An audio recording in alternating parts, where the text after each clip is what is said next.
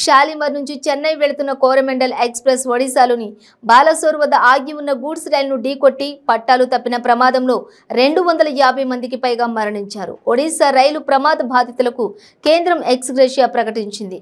మృతుల కుటుంబాలకు 10 లక్షలు ఆర్థిక సాయం, తీవ్రంగా గాయపడ్డ వారికి 2 లక్షలు, స్వల్పంగా గాయాల పాలైన వారికి 50,000 ఆర్థిక సాయం ప్రకటించింది.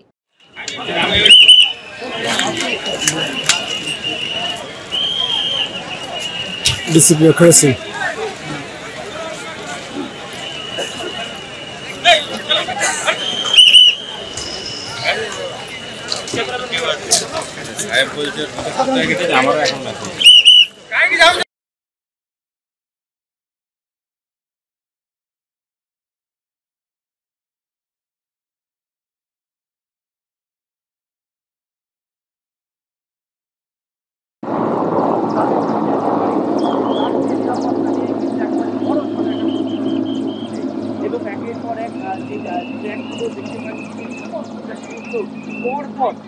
রেলের যে বগিগুলো সেগুলো কিন্তু একই অপরের উপরে পড়ে রয়েছে এবং এখনো পর্যন্ত উদ্ধার কার্য চলছে এবং ছবিটি দেখাতে বলবো একেবারে সাদা কাপড় মোড়া একের পর এক দেহ যেগুলো রেল ট্র্যাকের উপরে পড়ে রয়েছে।